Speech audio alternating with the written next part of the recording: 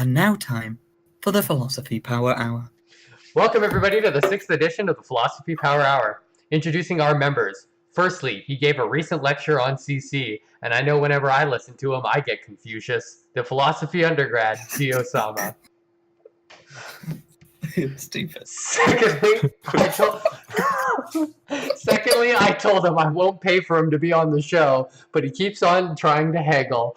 With his master's in philosophy from the YouTube channel Perspective Philosophy, Lewis. Oh, you will pay. Thirdly, working on his PhD in philosophy, a man with the key to human understanding, if only he could find the lock, Dave the Dastard. And finally, if you want me to write better jokes, I can't do it. After all, I'm only human. Your host, Shadow Starshine. You're banned. Very nice. You're banned from this role. How is everyone doing? We should have done the introduction when no one was there. I worked hard on those, all right? So the premise is simple. Each of us have to come up with a prepared question to ask the group. It can be any kind of question that provokes philosophical conversation and interest, so long as it's not too complicated to ask or takes too long to explain. Then we're going to rant on that topic until we either all agree, we're too angry, or we're too bored to continue. At that point, we'll move on to the next person's question down the list. During the segment, you can ping questions at me, and whoever sticks around could try and answer them afterwards. Make sure to check our YouTube channel, Philosophy Power Hour, for any missed shows. All right, last time we had Lewis asking us, what is moral value? And we didn't quite get to go through that question. So we're going to continue on with that one today. Was that the full question, Lewis? What is moral value? Kind of. I mean, when we look at what moral value is, the point of, I guess the point I'm trying to get at is that it's almost a meta-ethical question, isn't it? With what is good, except it's something in which needs to be identified. Is it a qualia of experience in which we can identify? Can we point to it and say this is good? This is bad, etc. Can it be pointed to in a category, in a spectrum, or is it simply something that would be particular to a given moment? So I guess my point is can we speak of these things in moral value as existing? Not within a generalist moral sense, or does it have to be particularist as well? One Can thing everybody talk? Hold on, this is the problem we're gonna have with no auto mute. So I'm just gonna have to mute people really quickly. So one of the ways that I was thinking about that question over the week that we've had it is that it seems like a distinct thing from moral consideration. Although some people might look at it the same way, that there are certain objects worth even considering whether or not you give them rights, and then moral values could be like the individual qualities that lead up to a consideration. Well, it's like, for me, the way I approach it, it's that it's that understanding of good in the first place. So it's like, even if, like, for example, like moral consideration, that can be linked to this. But to have moral consideration, we've first got to understand what moral value even is. So it's like, a lot of the time, vegans especially will argue that moral consideration denotes to a being which can prescribe moral value. Like they can have a good or a bad experience. But what is that good or bad experience in reference to that being? Like, what is moral value when we look at the world, and how is it different from any other value interaction we have? Well, I don't know. Dave, you want to chime in on that one? What do you think? Well, I'm unsure. I tend to treat this in similar ways how I treat matters of aesthetics. Well, I'd say there's a discussion to be had about the sensation itself, and then even would you know if you were ascribing the correct sort of identification to the cause. So if it was the case that there were mind-independent moral properties and that they were in existence, then I would want to know, well, are we to say that there is actually good and evil in the world, and we just need to wait for some form of animal to interact with it to discover that good or evil? Or are we saying that there is no good and evil, like good or bad things, but there are capacities to have those sorts of sensations? I would say the latter is true. I would say it's certainly the case that there are animals that can have good and bad experiences, but to then draw from that a moral statement, to be saying something about the world beyond the sensation itself, I wouldn't know, even if you were right in doing it, that you would be able to tell that you were right in doing it, if that quite makes sense. It's like you wouldn't know the difference. You wouldn't know the difference if there actually were moral properties in the world and you're sad, or if there is no moral properties in the world and you're sad. How would you know that there actually is that second position? Yeah, I do think there's something inherently wrong with the idea of these moral properties being totally mind independent. But I guess a response could be like something like color. The stimuli that create, the experience of color exist independent of mind, but the actual color exists as a comprehension of those stimuli. Like what red is a conceptualized understanding of a certain wavelength of light. So, well, of course, but then that's to say we can have a conversation about wavelengths of light that are independent from us seeing color, whereas if we talked about moral qualities, we don't have that ability.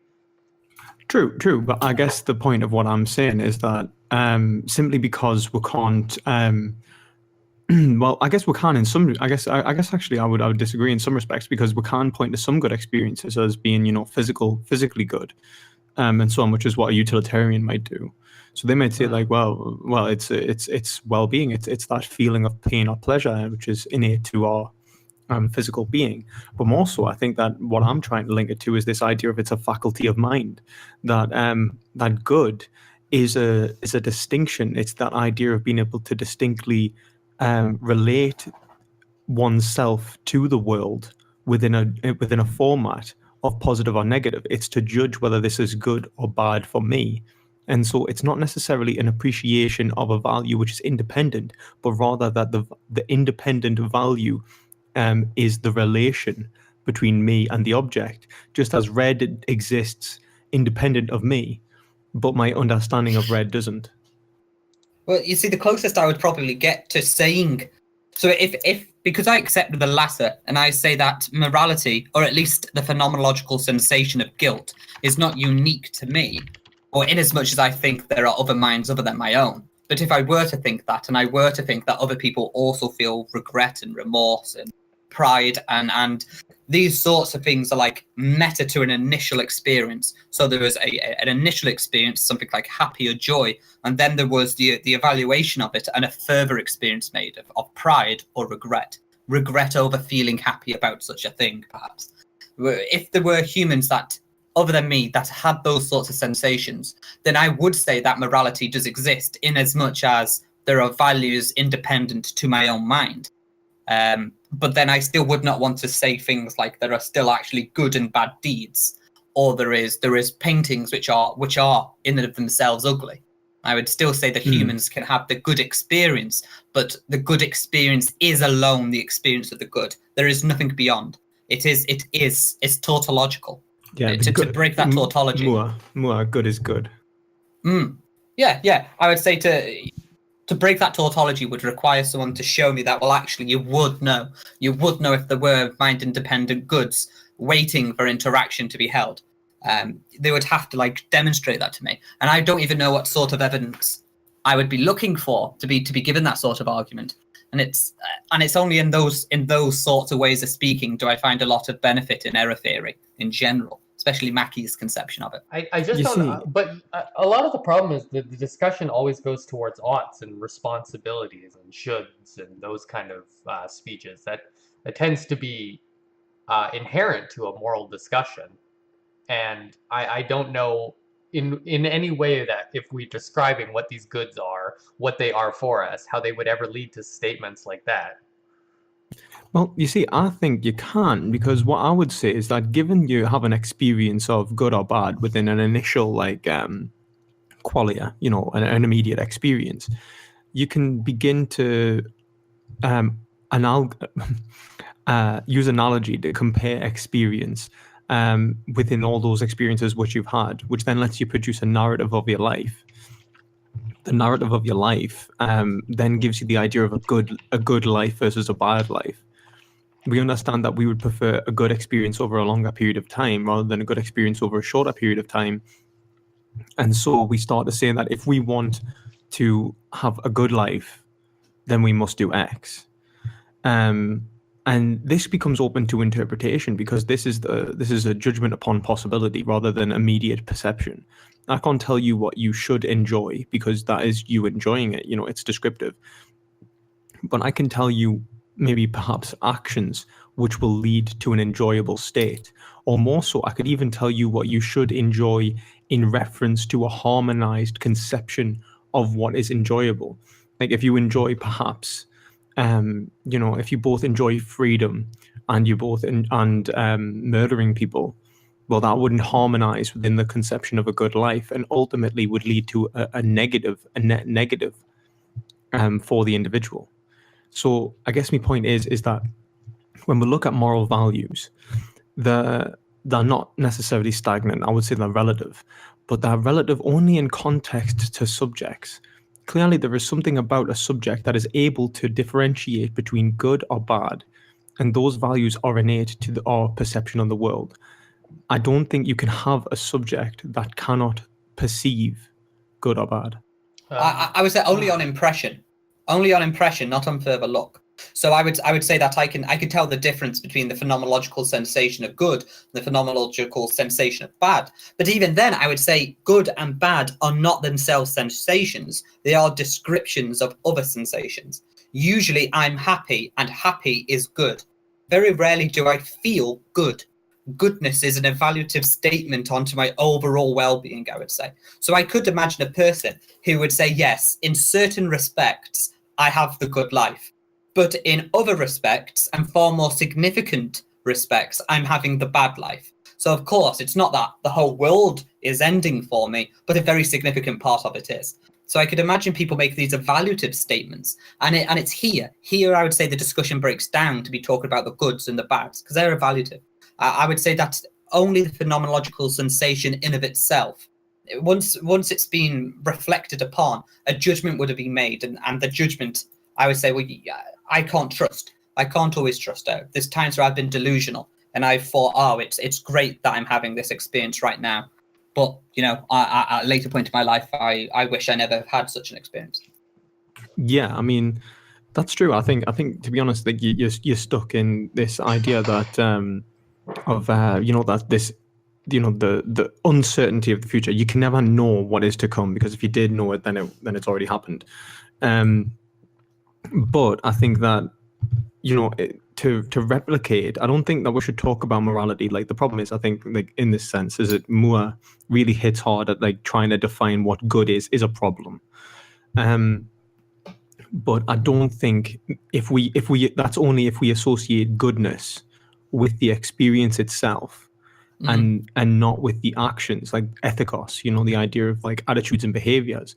Because it's like, for example, if I can't necessarily give you the feeling of blue, but I can point towards stimuli that would. And knowing that, you're an individual who is a human, it is probable that, when you see the sky, you will see blue. Now, is this the way you wanted to approach what a moral value is? Like the kind of, because I think moral values and colors are quite similar. Like, I've been reading in a color theory, and I think the way in which we understand colors is related to our nature, right? Like, for example, you may be born like colorblind or something like that. But that wouldn't necessarily remove a perceptual quality that another individual can experience within a given wavelength, right? It wouldn't remove that qualia. But what is good or bad in a given situation is in reference to the particulars that we understand, and then becomes generalized under what we are. Now, I think what we are is not very unique at all. And I think good or bad ultimately becomes a question in what is good or bad for, not for particulars, what is good or bad for generalized man, what is good or bad for subjects. I think that it is a mind-independent property because it's hard to explain because I'm still reading on this myself, and I'm the one doing all the talking. But Well, but I guess like the idea is that goodness is not necessarily a state of being, but is a combination of states, and to understand that our values are not based on immediate experience, but are an analogy, a conceptualization of immediate experience in which we compare to possible experiences.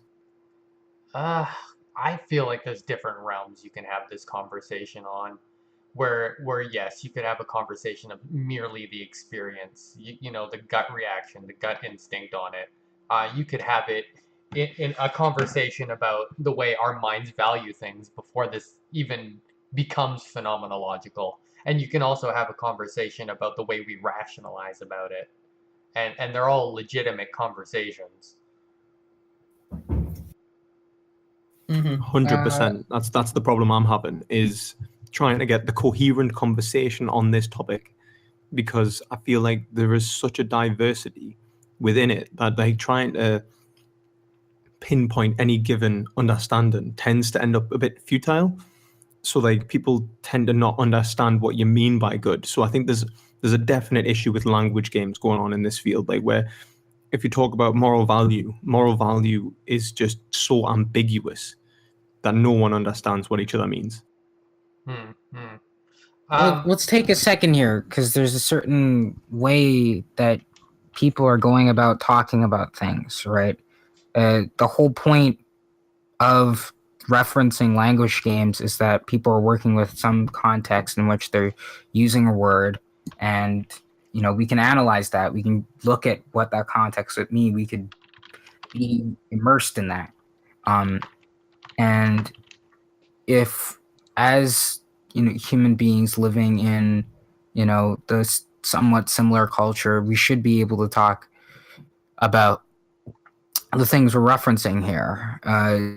It being so vague in general that it covers a large, diverse amount of viewpoints.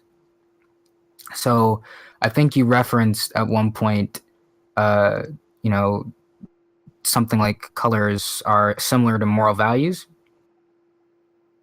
In a sense, like the qualia, like the actual experience of color would be experienced to the, you know, the qualia of moral values, in the sense that it would be a categorization of experience in which we then, you know, put under the term, you know, let's say good, and then under that term would be then a subcategory of goods. So like, for example, red would be a color, so it'd be a color first, and then under that category would be red, and then under categories of red are different shades of red and different experiences of red, and maybe like reddy blue and all of this. And these would be the particulars. So these would be the values in which we understand given to particular experience, but they can be categorized under a meta heading, which is greater, and that would be what good is. Good is the categorization of those positive experiences. For me, I don't think that moral values, basically like arguments for certain behaviors, are similar to colors. To me, I think they're a lot more similar to something like an aesthetic judgment of a piece. Moral values seem to be judgments on actions, right? So if I say that a certain dish is delicious, that's similar to me talking about some moral action being right or wrong in that sense. Like, oh wow, this chocolate fondue is incredibly delicious.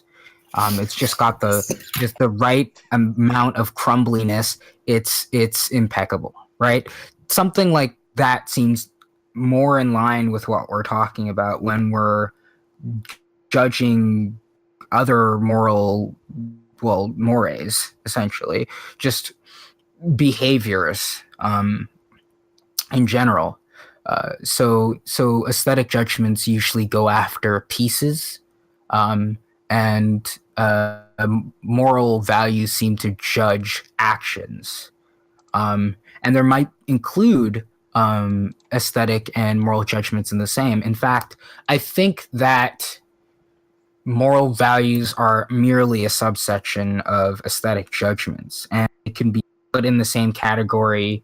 The same notions of critique of certain aesthetic arts could probably be used for moral actions.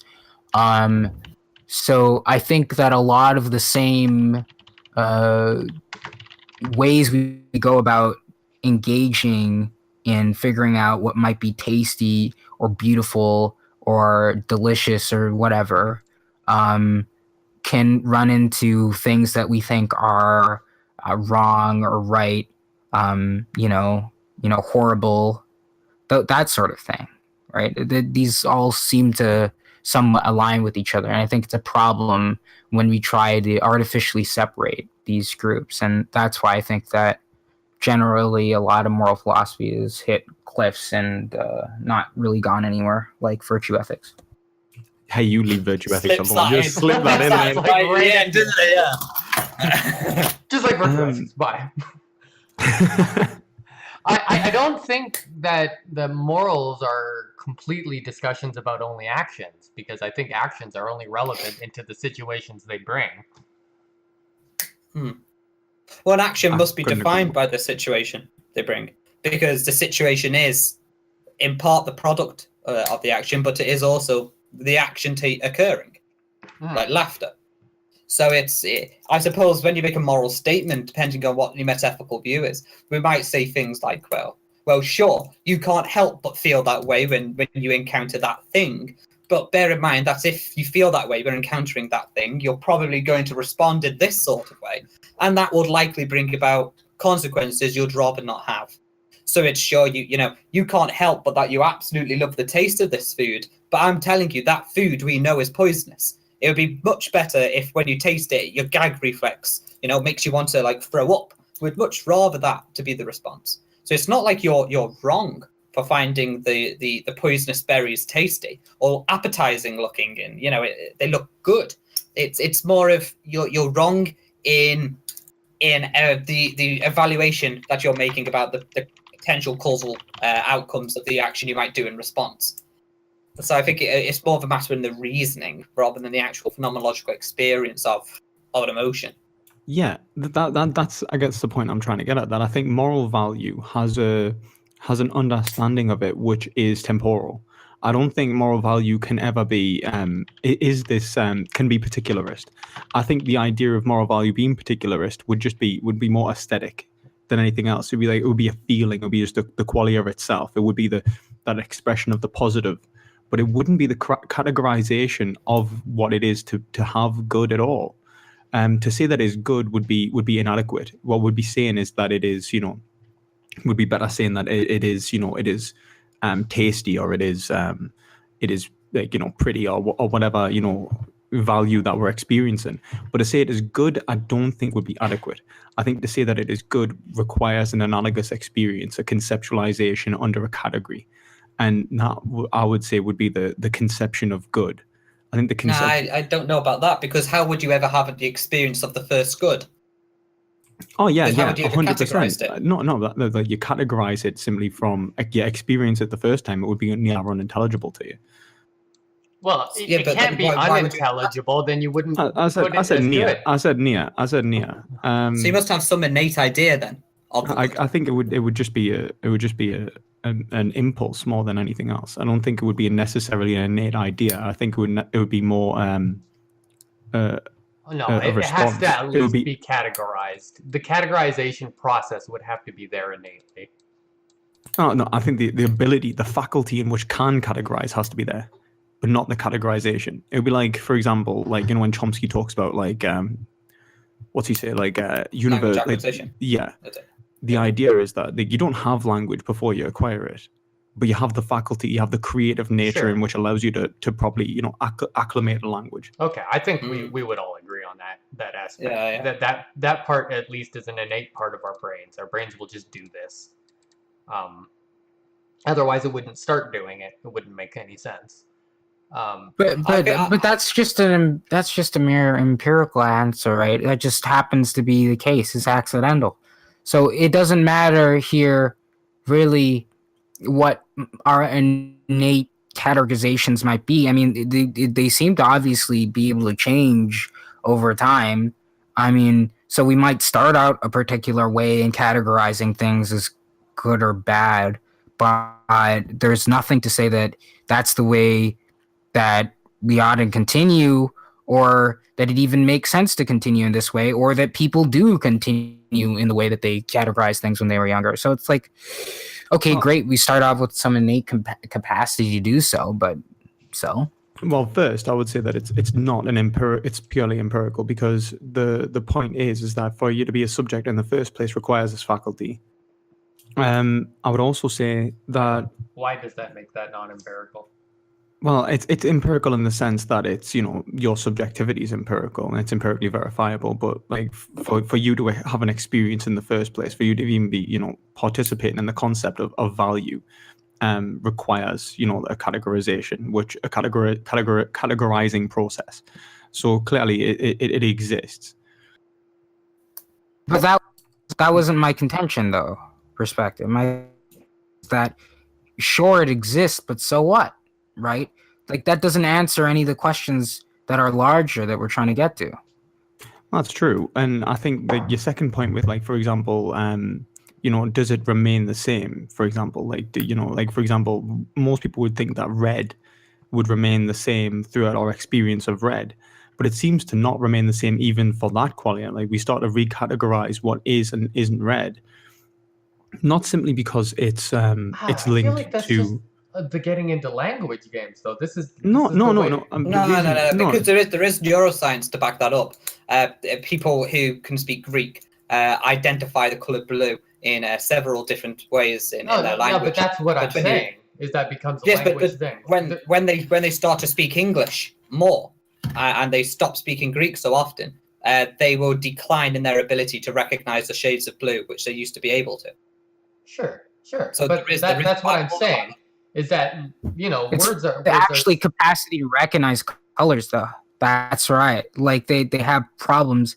It's like if you grow up where you use other senses besides your visual capacity, and that's an intense part of your language. Like maybe there's more words to describe different types of snow, right?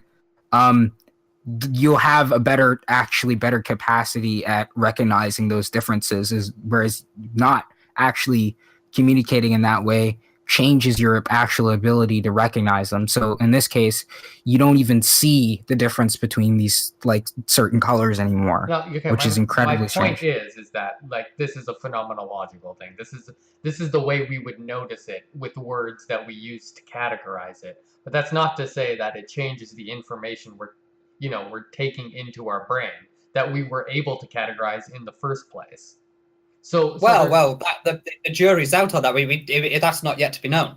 It is more than just a conceptual issue of talking past one another in language games here. That the brain does actually react differently to the colours. They have larger and greater magnitude responses. But that's besides the point. That is besides the point.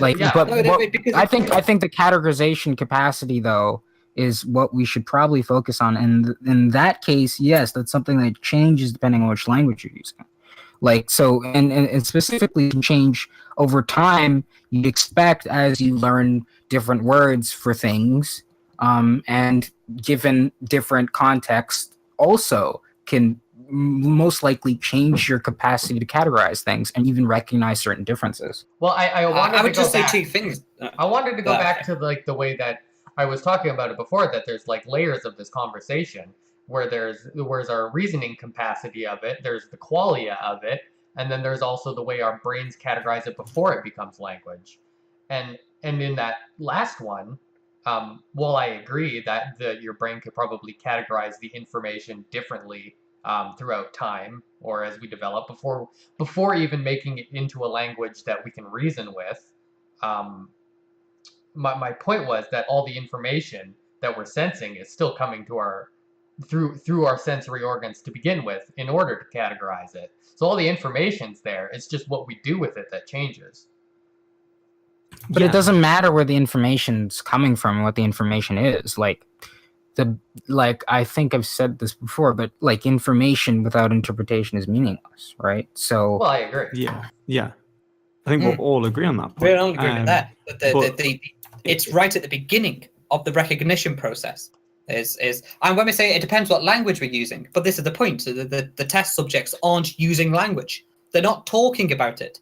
They are literally just in an fMRI scanner, seeing a color blue in front of them. They don't talk. It is the brain unconsciously breaking down the information in different ways, which they're not even aware of.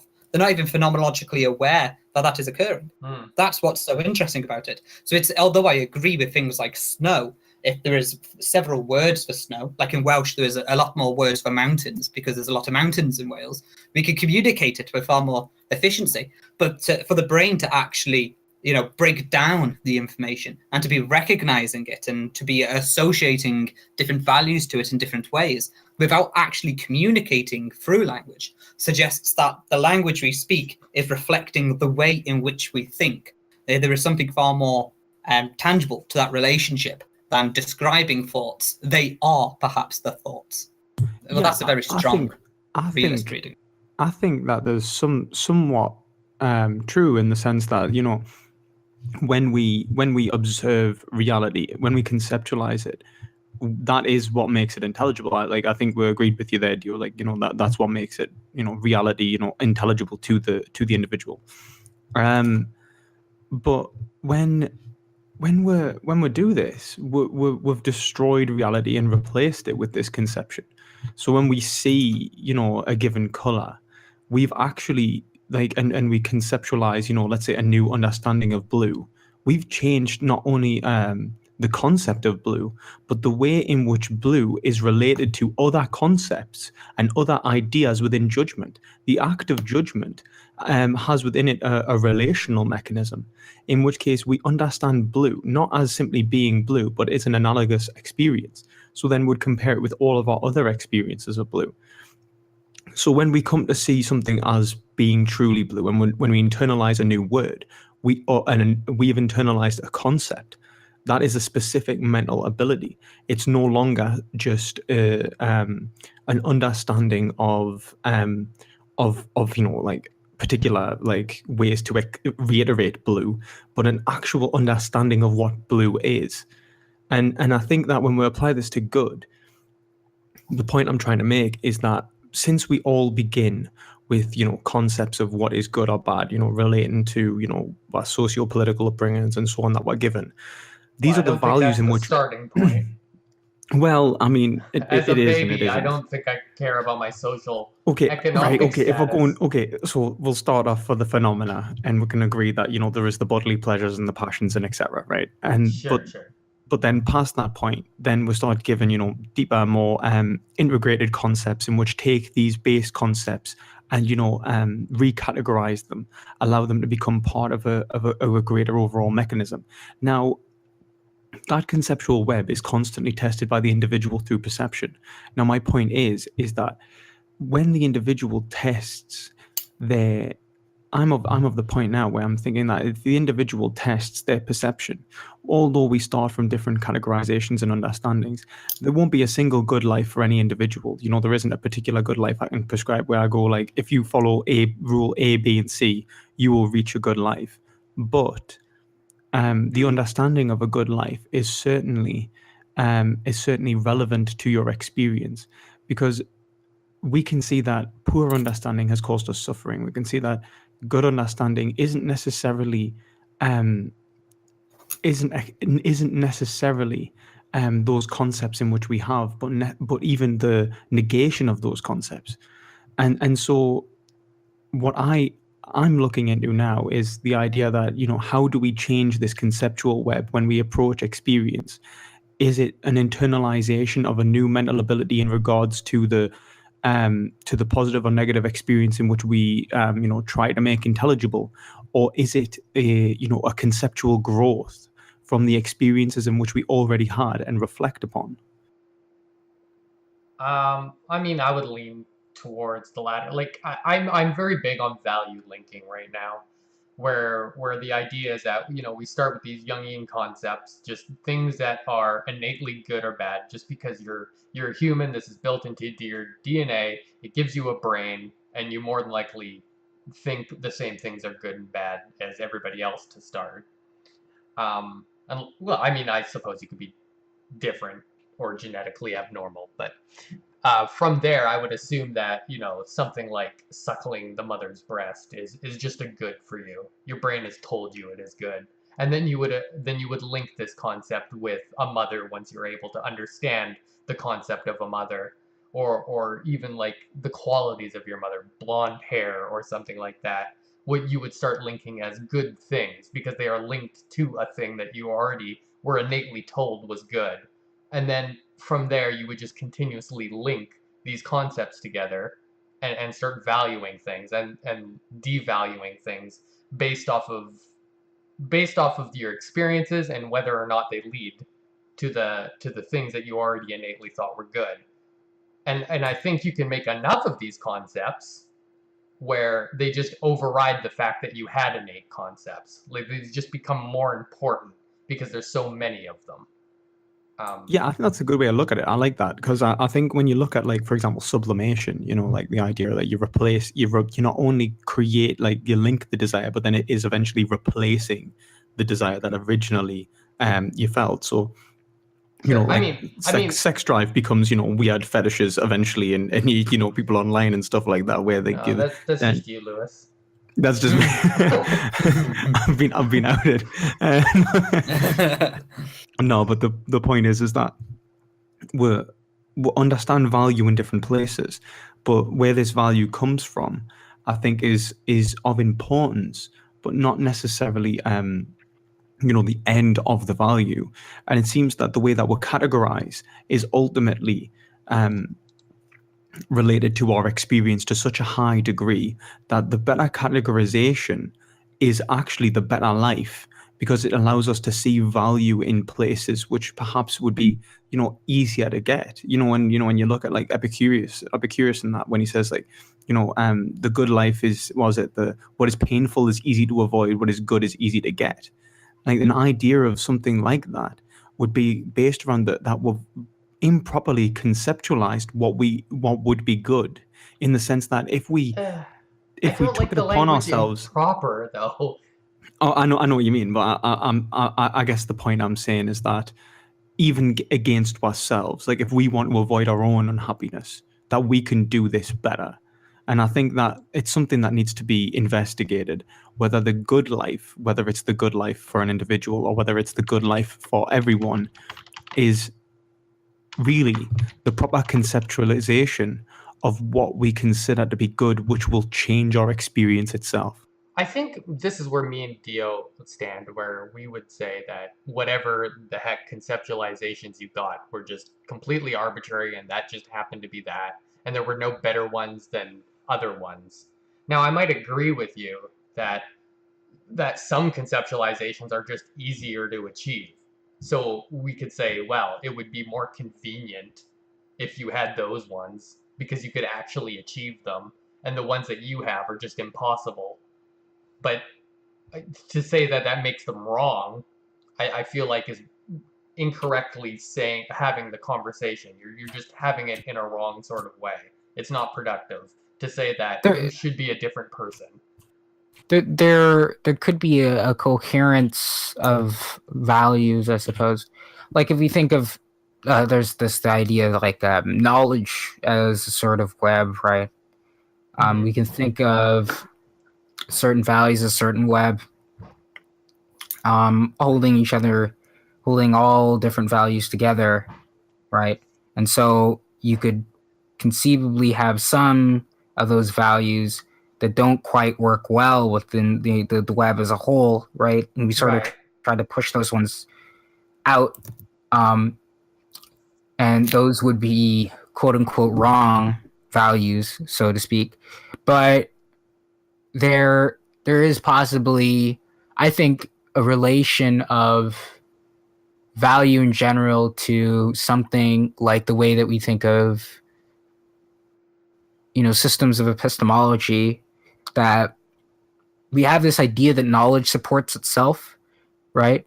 And like some knowledge supports other types of knowledge, justification supports other justifications. And so couldn't we say the same thing about values, right? In the sense that, like you said, you're linking these together.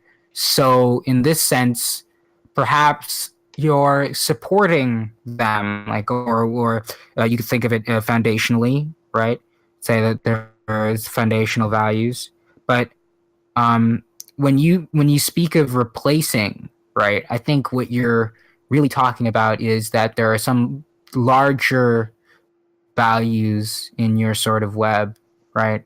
Yeah, that that's more the hold way I up would say it. hold up most of the rest of your values. But eventually, sometimes you can have so many values that surround that large value that those other things just become, far more important.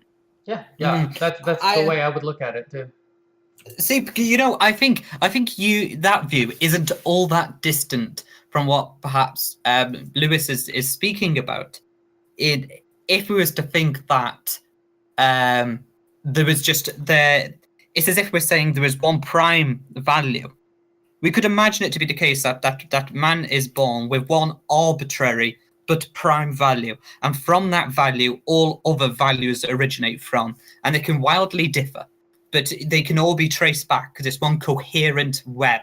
That could just be different formations of just the good, the common good, just taking different forms, because it would be arbitrary. So I could have one web which could be linked back to one prime value, which is very different from your prime value. It just so happens that along the development of your web and my web, we both came to value socializing. We both came to value cooperation, and then together through reason, we've agreed to rules to respect one another's differences and respect our complete disagreements on particular value areas, but at the same time say, well, we're going to value cooperation, so we're going to have social contracts and rules, which we then classify as a new system of values, when really there's just one underlying value.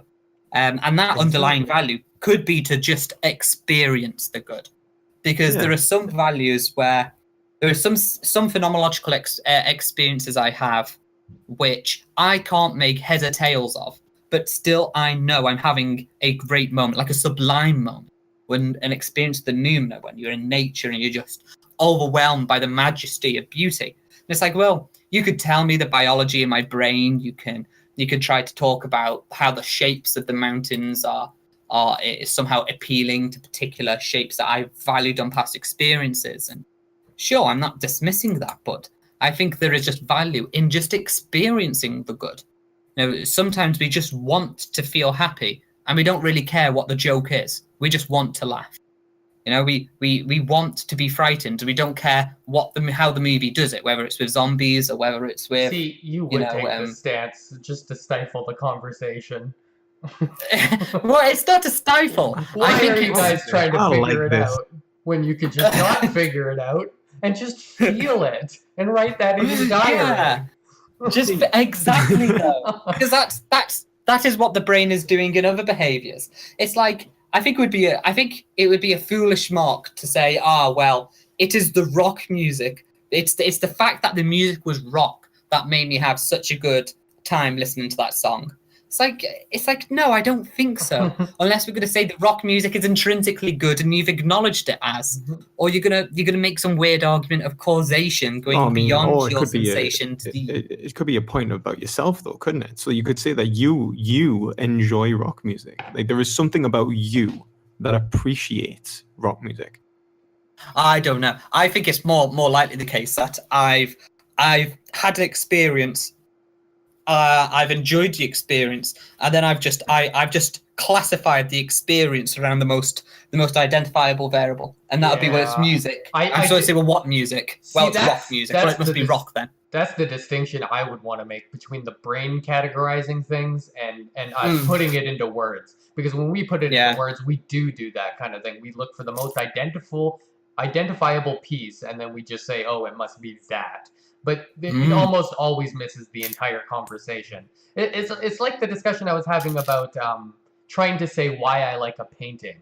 There's no one thing I could point to or say with words, and that is the reason. That is the one and sole reason, because everything else could be replaced, and I would probably hate it, right? Like, I like Starry Night by Van Gogh. It's one of my favorite paintings. But if someone was to say, well, it must be because it's by Van Gogh. Well, no, I don't like other Van Gogh paintings. Well, is it because of this art style? No, Yeah. because that could be replaced and I wouldn't like it. There is no one aspect. There might not be words that would adequately describe why I like it. But my brain is still figuring it out one way or another. Yeah, but that's my point, though. I would say that unless we're going to start making comments that the actual paint on the canvas is somehow in of itself good, then there is nothing about it to be described as the cause of your sensation. We just need to say there is a correlation. It just so happens that when I saw that, I felt this emotion, and now whenever I think about that, I've stored it in my brain as being in respect to that emotion. And so when I encounter it again, to understand the painting in the same way, I must also understand it through that emotion. It's like we can say that someone's lost their charm, and because of that, they're not the same person anymore, because we classified them through the value. But when you talk about rock music and the language, I think you're spot on. In fact, which is odd to agree with you, but I think you're spot on with it because not only do we go to the most clear variable and say, well, it must be the fact that it's rock music. We then describe ourselves as social identities. I'm now a rocker, or a punk, and then we've got this whole social conception, which is purely just the manifestation of a language game, and then that though is imprisoning. I mean, if you're a punk rocker, then the chances of you going to listen to opera, I would say, could be slim already, but it might be preventably slim. You see, this would be somewhat related to my point, right? Because I think that you need to divorce these conceptions of good from yourself so that you're able to relinquish, your current conception of what you think is good for a more for what you have come to understand as good in some respects. So, for example, if you understand that it's good to if you understand that it's good to like rock music, and then that stops you from appreciating other music, well, then you're harming yourself, aren't you? Exactly. And ultimately, you're willing against yourself. You're willing against that good experience in which you desire in the first place. You're actually choosing to desire that which is less desirable, and I think that's irrational. I think another one of these. Oh, sorry, Lewis. No, go for it, man. I was gonna say another one of these things where I think our brains are able to separate things in such a way that we don't even notice, like a bad situation that could come. Like, let's say, I value other people, I value children, right? But I work at a place that maybe puts out toxic waste, right? It puts it into a landfill. But never at any point did I ever really sit down and think about how it would affect perhaps the nearby school. And if I did, then I would start to feel very bad about my actions. It's just the fact that my brain never bothered to consider this link. Maybe even in some way you could say, well, my brain did know that this link could occur, and it spent time trying to put me in a sense of dissonance so that it just didn't have to make that connection, because it knew once it did, that then I would feel bad and I would have to find a new job or something, because I'm going to feel I wouldn't be able to continue doing it. And I think we can put ourselves in these sorts of ignorances that allow us to do things that we otherwise wouldn't do. Isn't that the essence of a midlife crisis? Or an existential? So what I'm saying is that I think, like, while we value link things together, by even putting knowledge concepts together in our head, we can also prevent ourselves from doing it.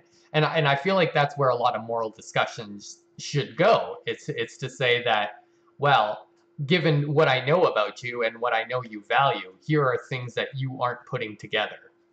And I can illuminate that for you, and that'll help you make decisions in the future. I completely agree, but I would also say, like, it's a tension to those things, right? So like you pretty much hit the nail on the head of what I would say was in relation to Murdoch. So Murdoch, who I've probably mentioned like a million times now.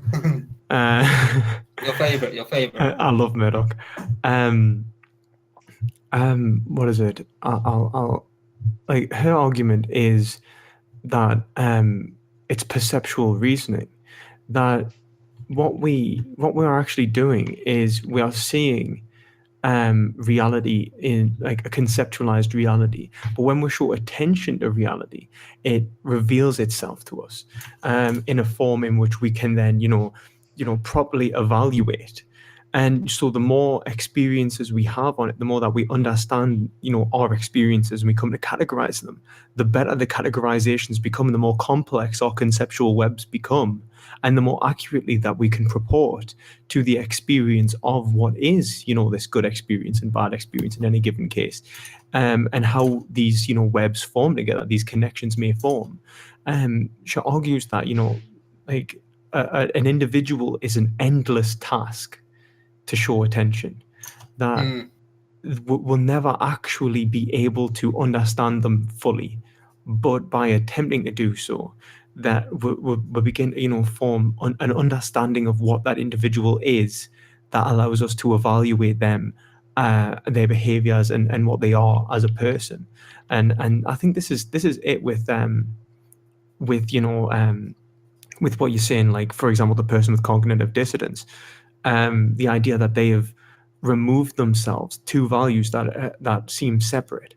I would say that they just haven't appropriately linked two concepts together, two specific mental abilities together, to form the idea that this is bad. They can't use that relation, this is bad, because they're not applying that mental ability of badness to those two scenarios. It's almost like you're arguing for like a more complete web, that it always should be going for that.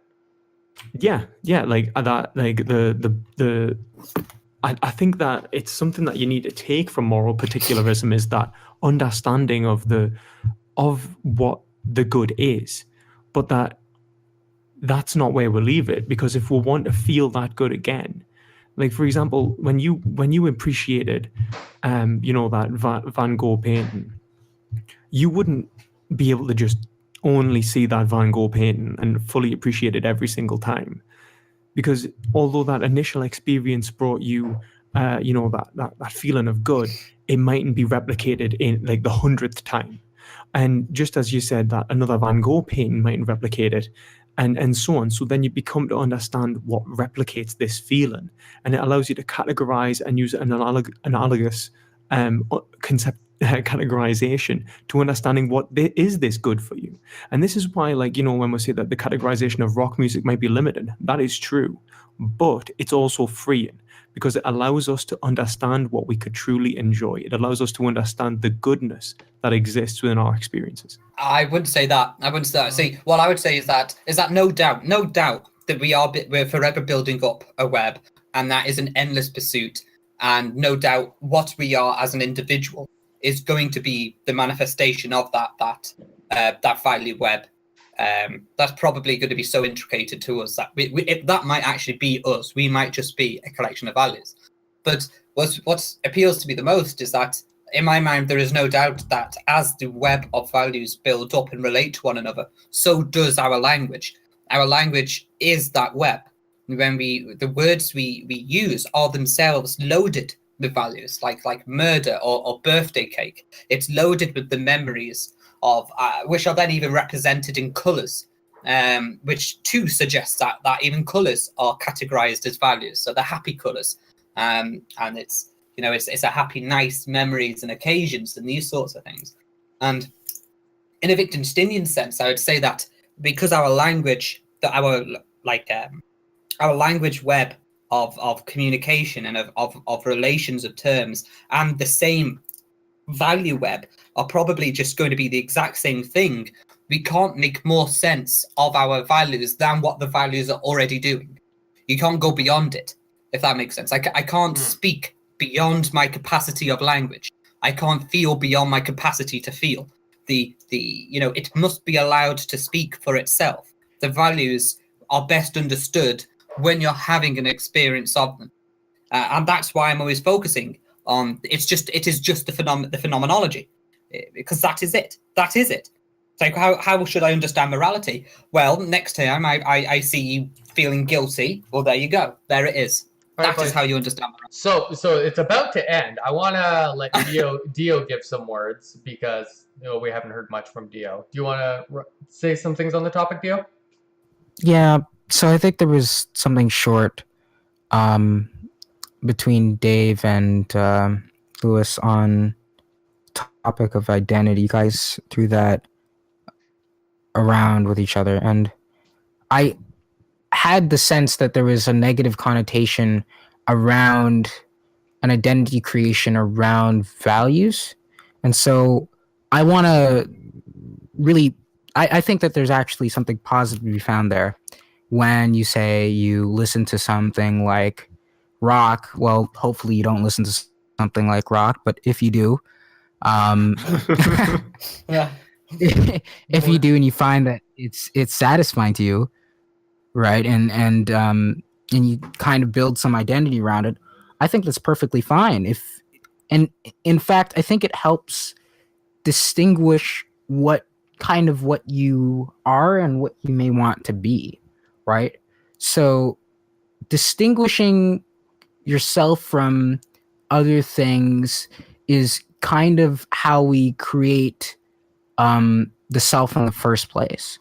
To kind of rob that from somebody, I think, is that ability to choose where they think they end and begin is something hellish, because they never get to really create their own identity of themselves, of who they are. So I think, sure, it can be negative when you do it to the point where you try to create distinct borders of yourself, which don't actually exist, right? I'm the sort of person that only listens to rock and can only enjoy rock. That's highly unlikely, right? So, but not just because rock is horrible, but because I actually like rock. But because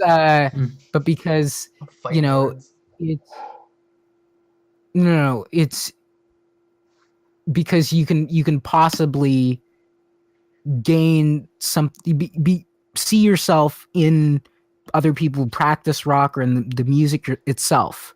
So I think the problem is when you limit the amount of identities you have, that's where you find problems. Limiting your identities, not necessarily having them, not having them. Okay. So that's it.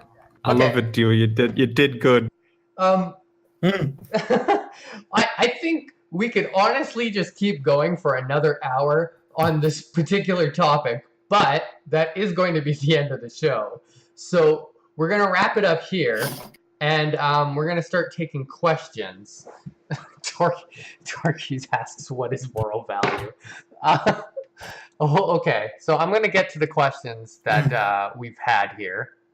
And the first one was one that I got DM'd that just says, is truth non-symbolical? What does that mean? I'm not sure I understand what that means. That was Torquis' question. Would you want to expand on that?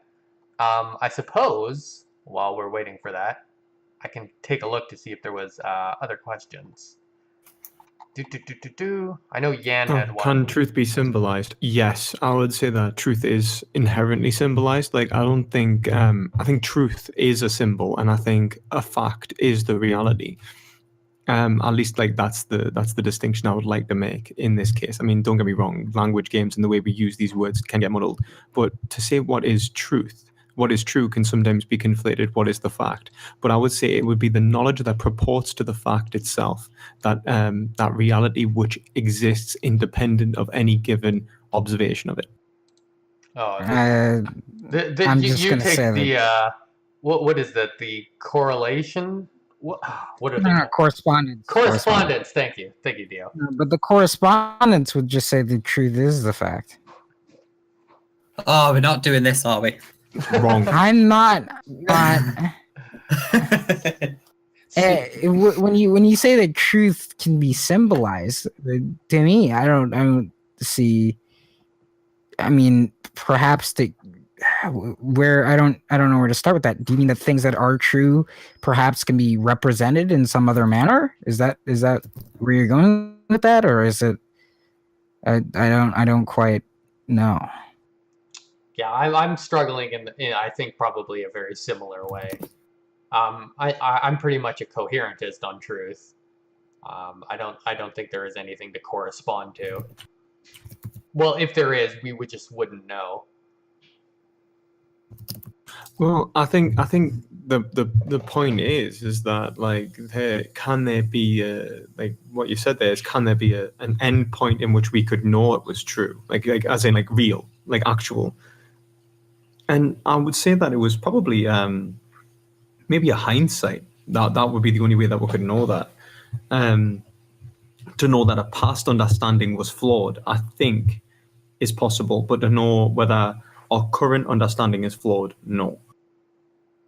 Yeah. Well, yeah, I think that would almost be Gadamerian. I think I kind of agree with that. Yeah, I think that's Gadamer. I think he says that reason is but historic. was there really a past?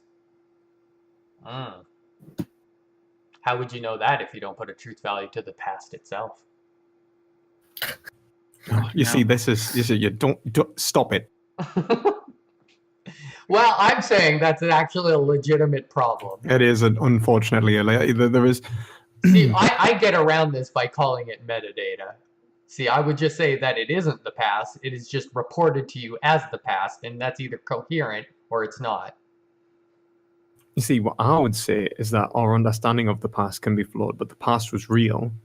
Wow. And that's going too far. That's when we would start talking about whether objects in the past sense are actually true. So it would be the point. So you accept the past just prima facie as true, but not the objects within what's being reported. Yeah. Yeah, that's a real convenient position. Well, I think you got to, haven't you? I mean, I accept that there was a past. I think I observe time in the changing of objects that I see around me, but I cannot precisely say what has changed exactly, precisely to reveal this point. I don't think you can even do that. I think you can show change. I think even, like if you move an object in front of your eyes when they're a given moment, I don't think we exist in a single point of time. Well, I think that's impossible. I actually do. I think even if things are changing, that we do exist in a single moment of time that is reflecting upon those changes. So in a sense, we are always doing that. Now, let's say... Where's your evidence for that? I mean, what? How can you look at anything from anything other than the present? You don't exist in multiple time frames at the same time. Yeah, but so you're what is always the present? looking at it from one perspective.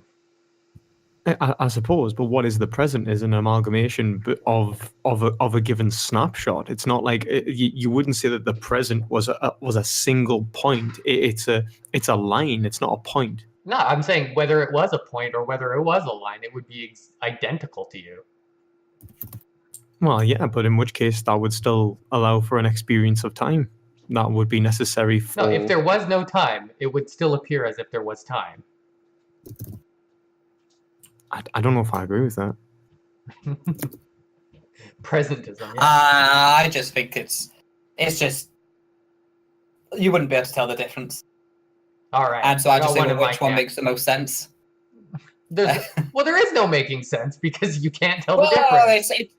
I just say you just have to be. It'll make sense in probably more in utility. Well, it's like the funny our thing language is, game makes thing sense is, that there is a past, so we may as well just accept that and not try to radically alter our philosophical conception of time, remove any conception of the past, and then have to reorganize our language game. We may as well just say, right, it's no noticeable difference, just stick to what we got. That's what I mean. Well, I think the funny thing is that if things weren't changing, then people would ask, well, what do I do? Well, you wouldn't do anything because nothing's changing. So you don't really need to worry about it anyways, if that was the case. Well, you make me worry about it, mate. You make me worry about it. I'm just gonna have to go away and think about this for a few days. I mean, you're getting attacked a few more questions in a minute. Get on my level, Lewis. Oh.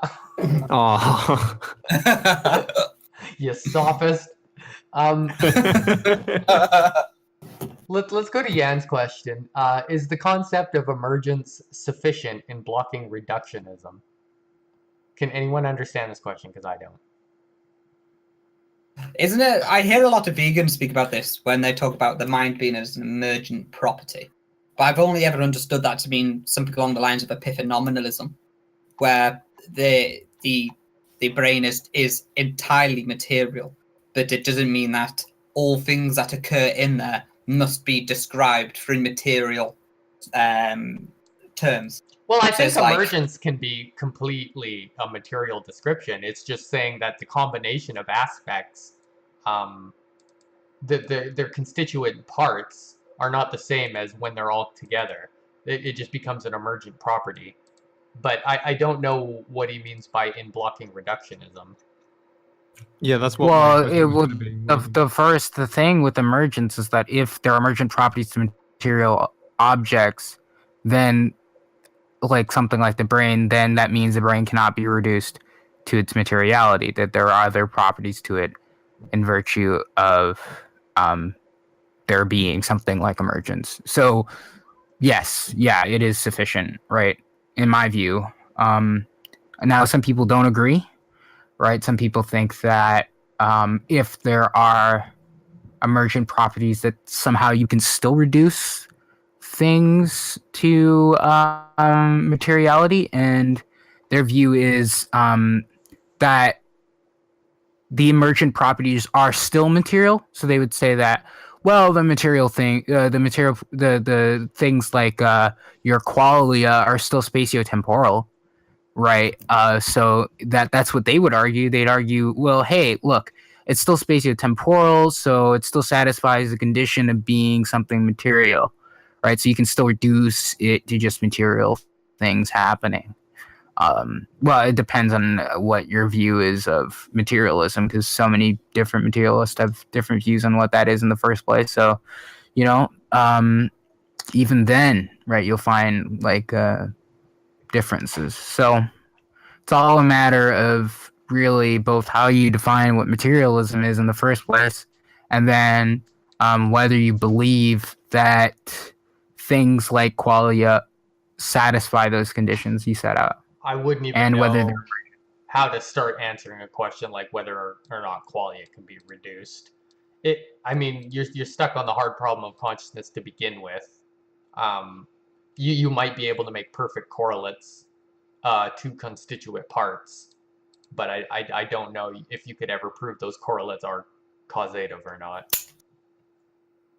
So I wouldn't know whether or not that question is answerable.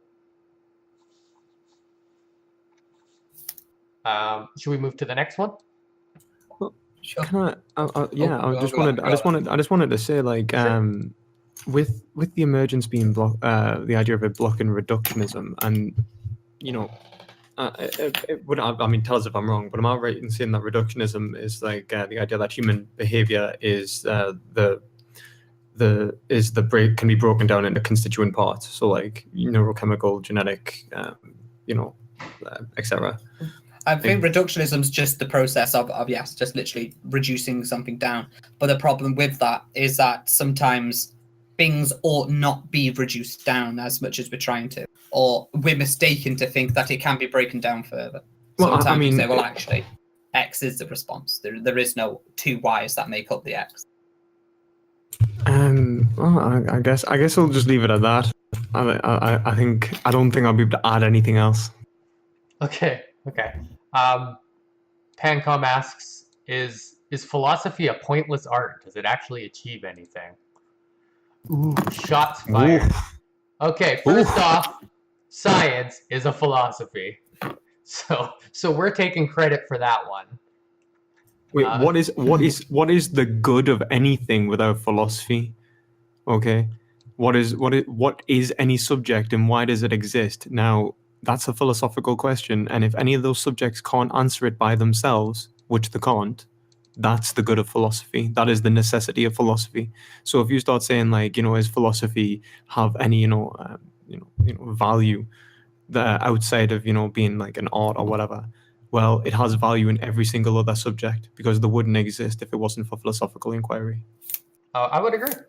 Philosophy in its entirety, I find, is just making different perspectives. It's ways at looking at the world, and they tend to be all the building blocks of the way we conceptualize things.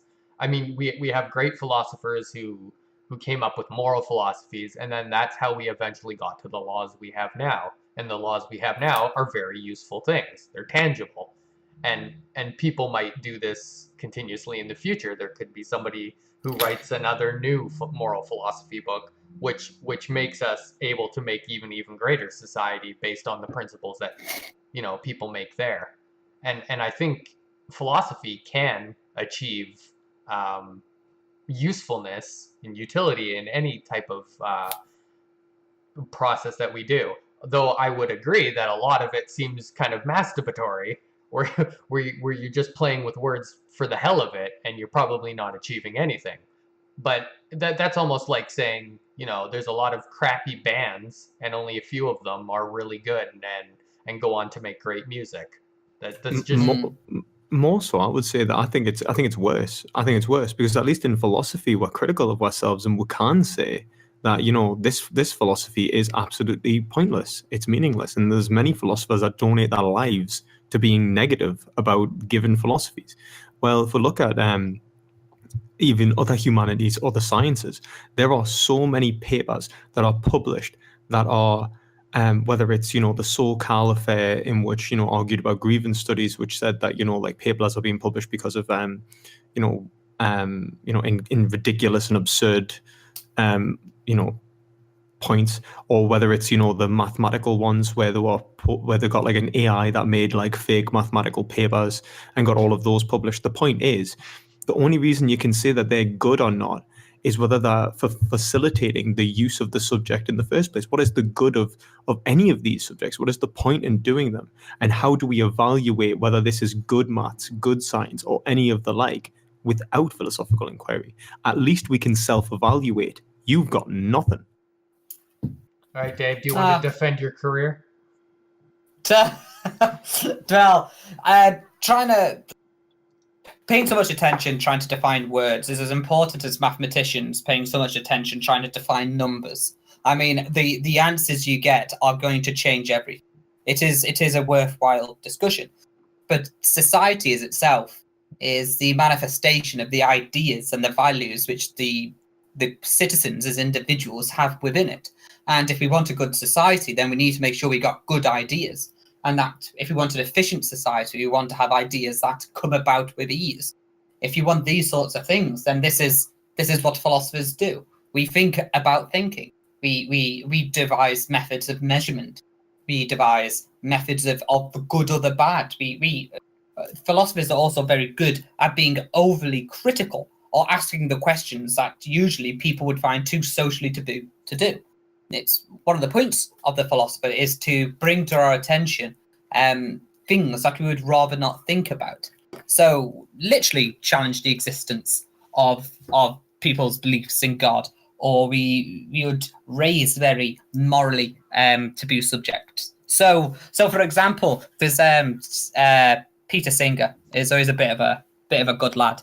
But he was on Question Time on live television in Australia, and he was saying that a great deal of our moral responses to scenarios are based on unevidenced taboos.